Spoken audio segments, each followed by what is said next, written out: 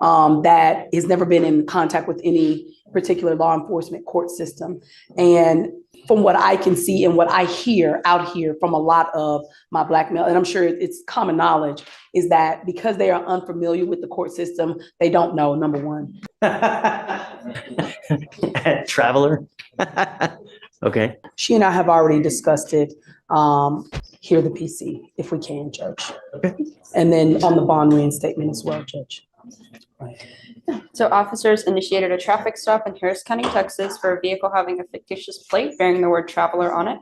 During the stop, the defendant refused to provide. Traveler.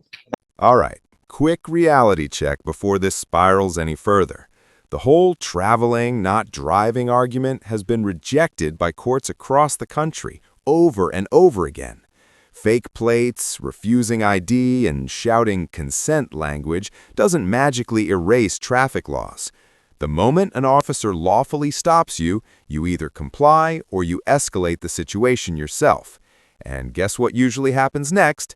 Charges start stacking fast. So ask yourself, is this about rights or about refusing authority at all costs? Stop, the defendant refused to provide ID or insurance information, stating, "I do not consent to this." Officer attempted to remove the defendant from the vehicle, and defendant actively resisted by pulling his arm away from deputies until he was detained. Okay. Tell me what. So we looked at, I'm sorry, Madam Prosecutor, the interference with duties of public servant, Your Honor. Even if my client is failing to give them that, then it is an arrestable offense. But in this situation, it is, Judge. However, in this particular situation, he didn't interfere with anything in terms of his own arrest. I can, if it was a resisting or something to that effect, I can. They're just trying to get him out of the car. I don't disagree. It's classic sovereign case where got the license plate, think that traveling by right is what I think how they term it. In this situation, Judge, and the reason I'm employing upon the court is, even from what Madam Prosecutor has seen on the video, they're pulling and tugging at his arm, which put my client in some fear. It was more than one officer. It was pretty.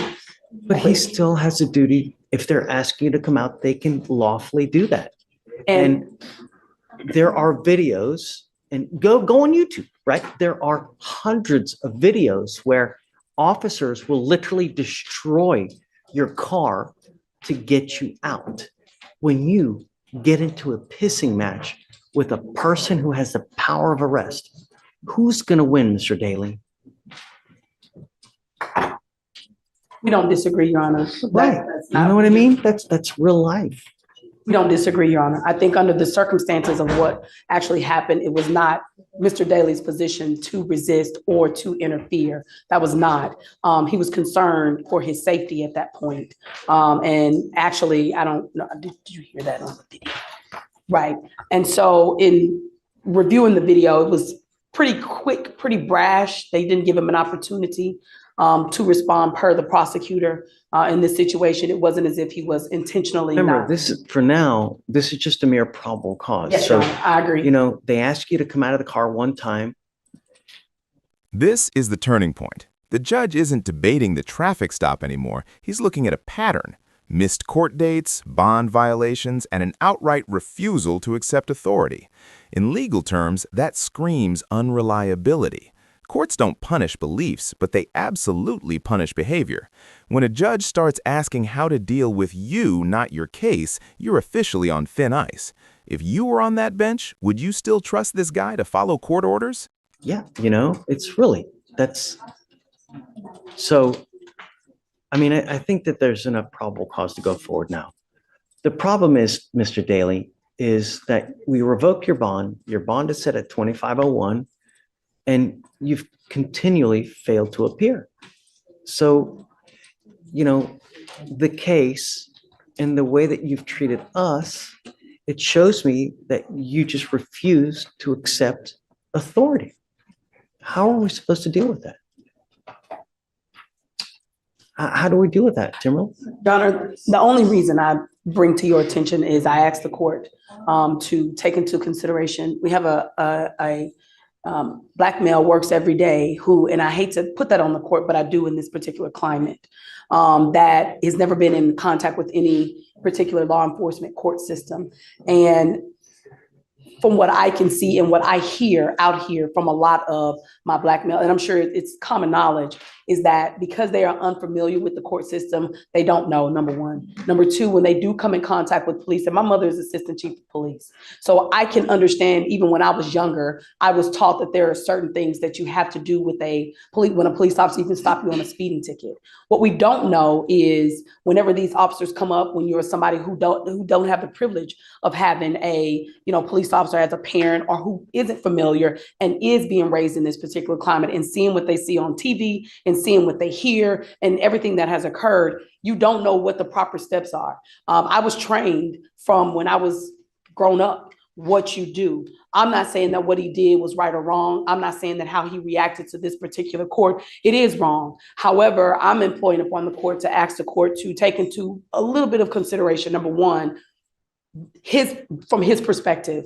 All defendants, can't just say this, but I do see that, from what I've known from this particular case and now in talking to him, I do believe that there is a sense of sometimes they just don't know.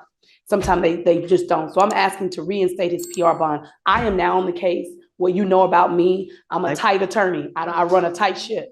So I believe I can reach him and getting him to court and resolving this matter, which is what I talked to the prosecutor about when you were on break. It's like, let's just resolve this. Let's take care of this. I'll buy it. Yes, sir. Okay. Thank you, Judge. I'm not going to do this again, though. I promise you. I don't care whoever you have. If you flake on us again, that's 3 times. It's out. I'm not going to do it again. Do you understand, Mr. Daly? I mean, when you come to court, good things happen. When you don't show up and you continually do it, you can't expect good things to happen. Now, do you have a Texas driver's license? No, right now. You're not allowed to drive. Right. You have a bond condition and you've signed an affidavit with me today promising you're not going to drive. I don't care how you term it. Driving, traveling, however you're going to word it, whatever you do not get into the driver's seat of an automobile, a motorcycle, anything with a combustible engine where you can get on the road unless you have approval from us. Do you understand? That wasn't just advice. That was a warning wrapped in experience. The judge just laid out the real-world consequences of stubborn defiance, especially in traffic stops. This defendant walked out with another chance, but make no mistake, the margin for error is gone.